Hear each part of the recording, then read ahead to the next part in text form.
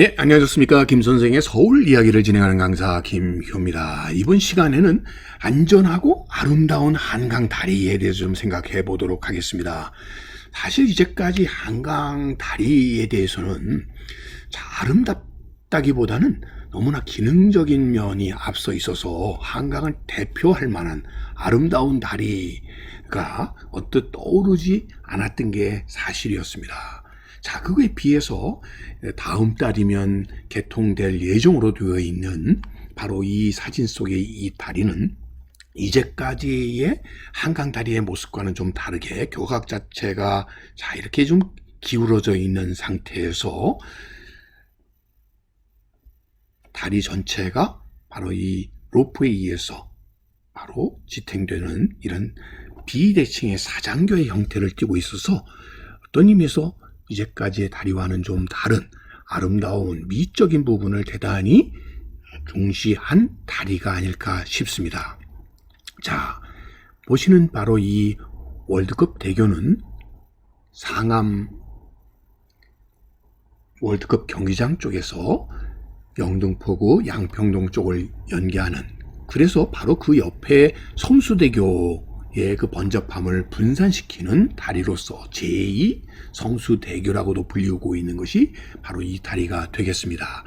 사실 이 한강의 다리의 출발점은 여러분들이 잘 아시는 것처럼 한강 철교로부터 시작을 했죠. 1900년에 바로 이 한강 철교로부터 시작을 했고요. 두 번째로 만들어지게 된 것이 한강 인도교였죠. 오늘날의 한강 대교가 되다 보니까 이 당시에는 아름다움보다는 안전을 앞세우는 다리로 건설이 된 이래로 현재까지 월드컵 대교까지 32개의 다리가 지금 이 서울의 한강에 놓여져 있고요. 그 중에서 철교가 4개에 해당되다 보니까 이 숫자가 대단히 많은 거에 비해서는 안전 위주 쪽으로 치중을 하다 보니까 아름다운 한강을 대표할 만한 다리다, 이렇게 꼽을 만한, 세계에 내세울 만한 다리가 사실 많지 않았던 것이 사실이 아닐까 싶습니다. 자, 일반적으로 다리를 만드는 이 구조 역학에는 이런 다양한 형태가 있는데, 이제까지 우리가 주로 했었던 것은 바로 이런 트러스트라든지 아치와 같은 형태, 아니면 이런 단순한 구조로 되어 있는 게 일반적이었고요. 미적인 감장을 앞세운다고 하는 이런 현수교나 사장교의 형태보다는 이런 일반적인 형태가 주를 이루었다고 볼 수가 있겠습니다. 자, 제일 먼저 만들어졌다고 하는 한강 철교부터가 이런 트러스트 구조로 되어 있다는 걸 알 수가 있겠죠. 자, 철교 자체를 뭐 이렇게 아름다운데 치중을 할 리가 없었고요. 그러다 보니까 이 한강 철교가 1, 2, 3, 4 철교가 이렇게 계속적으로 그 1994년까지 개통을 되면서도 그것 자체가 아름다움을 느끼기에는 부족했다고 볼 수가 있겠고요. 인도교의 경우는 그 철교 북쪽에 있는 인도교는 아치의 형태로 되어 있었다는 것을 여기서 확인해 볼 수가 있는 것이죠. 초창기에 그래서 한강 다리부터가 이런 미적인 감각이 우선되지 않다 보니까 결국 그 뒤에 놓이게 되는 다리들조차도 우리에게 있어서는 미적인 부분에 있어서는 늘 불만족스러웠던 것이 아닐까 싶습니다. 자, 노들섬을 중간에 두고 있는 바로 이 한강 대교, 그리고 그 다음에 한강 철교, 원효대교, 마포대교 등으로 이어지는 이 다리들의 한강 다리의 모습들을 통해서 사실 그런 면에서 부족함이 많았었고요. 사실 또한 한강 다리는 어떤 의미에서 우리에게는 안전함을 전해주기에는 사실 그동안에 많은 사건이 있었던 게 사실이죠. 가장 대표적인 것이 바로 6.25 전쟁이 났을 때 그나마 있었던 이 한강 철교와 한강 인도교가 폭파됨으로써 결국 한강 남북이 연결되어 있었던 중요한 다리가 그 기능을 잃어버렸었다는 거죠.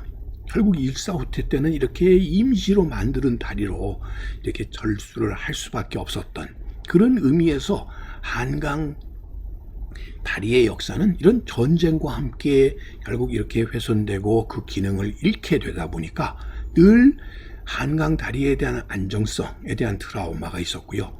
결국 이런 속에서 실제로 피난을 할 수 있었던 사람과 그러지 못했던 사람의 하나의 반증이 이 도강증이 아니었을까 싶습니다.